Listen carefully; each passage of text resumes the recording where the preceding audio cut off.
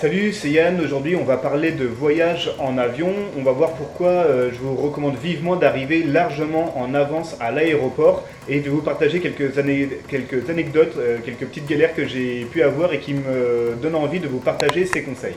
Alors, à chaque fois que je prends l'avion, je prévois d'être à l'aéroport au minimum 3 heures avant l'heure du vol.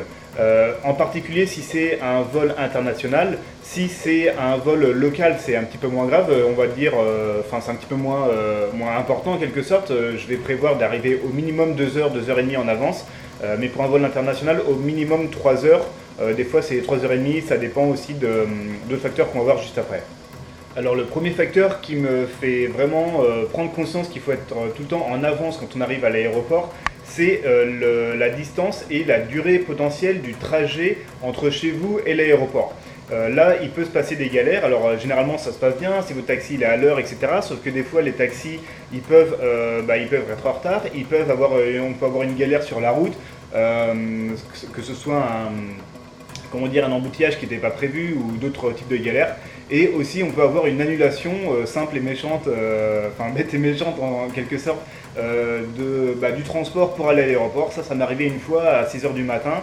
Je devais aller à l'aéroport, donc quelqu'un devait m'emmener. En fait, c'était la personne qui s'occupait de la guest house là où j'avais pris la nuit précédant le vol.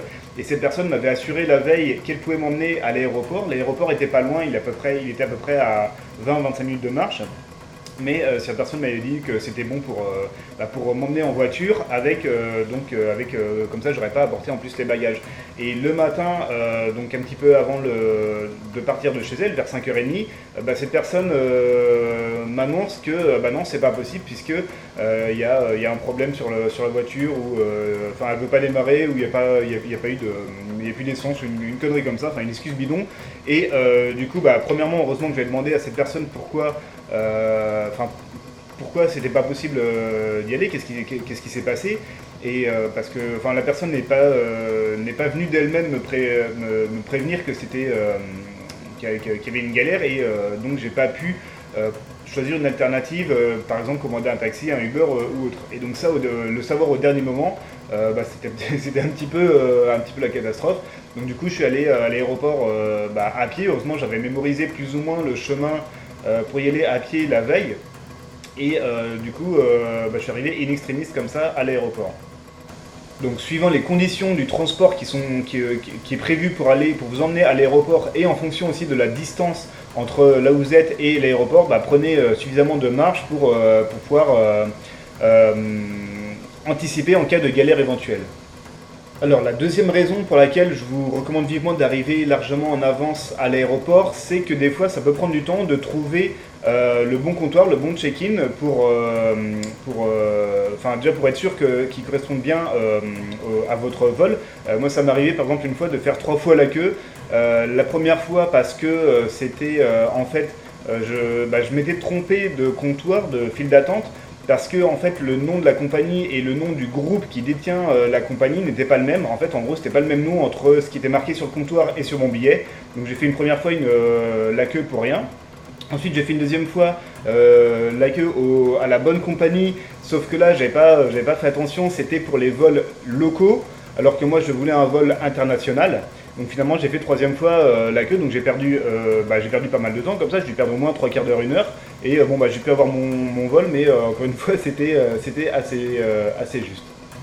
L'autre truc qui peut prendre du temps quand vous êtes à l'aéroport, c'est que vous pouvez avoir besoin d'imprimer votre boarding pass, c'est-à-dire votre carte d'embarquement. Donc ça, alors ça dépend des compagnies, ça dépend des vols, etc. Il y a des compagnies qui vous permettent d'avoir la carte d'embarquement directement sur votre smartphone, donc avec une espèce de code barre. Comme ça, vous n'avez pas forcément besoin de l'imprimer une fois que vous êtes à l'aéroport. Mais dans certains cas, c'est obligatoire de l'imprimer. Donc là, il faut aller au comptoir, donc souvent faire la queue. Donc ça peut prendre un peu de temps. Et des fois, on trouve des machines pour imprimer les boarding pass, comme ça, les cartes d'embarquement automatiquement. Sauf que j'ai essayé 2-3 fois ces machines et ça n'a jamais fonctionné. Donc faut pas trop compter là-dessus et prévoir quand même un peu de temps juste pour ça. Et enfin, une autre chose aussi qui peut prendre un peu de temps, c'est que si vous avez des bagages qui passent en soute, et vous pouvez, vous savez, les emballer. Donc ça permet d'améliorer un petit peu la sécurité et de réduire les risques que quelqu'un ouvre votre bagage pendant le vol. Donc ça, c'est uniquement pour les bagages en soute. Vous avez peut-être déjà vu ça dans les aéroports, en fait, il y a des petits emplacements, en fait, des espèces de petits stands où on vous propose en fait d'emballer votre valise, votre sac avec une espèce de film plastique assez grand et comme ça vous avez un peu plus l'esprit tranquille. Et enfin, un troisième facteur qui peut vraiment vous faire perdre du temps aussi, c'est, alors ça je l'ai pas vu souvent, je l'ai vu surtout à l'aéroport de Chiang Mai dans le nord de la Thaïlande, c'est un contrôle des bagages à l'entrée même de l'aéroport. C'est-à-dire que généralement dans les aéroports on peut rentrer, quels que soient nos bagages, avec ou sans des bagages en soute, et en fait le contrôle de sécurité se fait plus tard en fait, se fait après qu'on ait déjà montré la carte d'embarquement, etc. Alors que là, à Chiang Mai, il y a un contrôle de sécurité qui est à l'entrée de l'aéroport, c'est-à-dire que si vous voulez par exemple rentrer pour récupérer quelqu'un, donc si vous n'êtes pas là pour voyager, mais si vous voulez juste récupérer quelqu'un dans l'aéroport, vous êtes obligé de passer quand même par ce contrôle de sécurité. Et donc du coup, s'il n'y a personne à l'entrée, ça va, vous passez ça prend quoi? Ça prend 5 minutes en fait pour faire ce contrôle.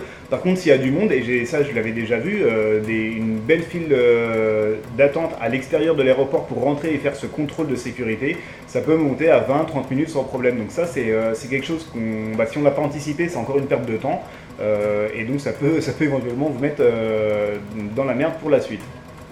Donc voilà, la conclusion, c'est qu'il vaut mieux arriver largement en avance dans l'aéroport, quitte à ce que vous ayez du temps sur place. Vous allez pouvoir de toute façon trouver des choses pour vous occuper. Vous pouvez écouter des audios pour vous former, vous pouvez lire des livres, vous pouvez éventuellement travailler un petit peu. Alors si vous avez votre ordinateur, vous pouvez trouver une connexion internet par exemple et bosser dans un McDo, un resto ou quoi. Vous pouvez faire pas mal de petites choses comme ça, vous pouvez juste penser stratégique, vous pouvez noter des idées d'articles, de vidéos, des plans de formation, tout ça sur papier. Vous pouvez faire comme ça pas mal de petites choses en étant vraiment comme ça, pour essayer de rentabiliser un petit peu ce temps qui serait normalement perdu à l'aéroport. Alors justement, si vous savez que vous allez comme ça avoir du temps à passer à l'aéroport, vous pouvez ramener un petit peu de vos propres bouffes pour payer moins cher, pour pas acheter trop de trucs à l'aéroport vu que c'est extrêmement cher. Vous pouvez ramener par exemple votre bouteille d'eau, vous pouvez ramener des trucs à grignoter, ça peut être des cacahuètes, des amandes, des trucs comme ça, des trucs qui se conservent et qui prennent pas forcément beaucoup de place, que vous pouvez garder dans votre poche. Et vous avez toujours comme ça un petit truc à manger si vous avez un petit creux sans payer les prix astronomiques qu'ils nous mettent dans les aéroports. Voilà, j'espère que cette vidéo vous a été utile. Je vous invite à la liker, à me suivre sur Facebook et sur YouTube pour voir les autres vidéos. On parle de web marketing, de business sur internet, de voyage, de nomadisme et de life hacking. Je vous invite à la partager et je vous retrouve très bientôt. Salut!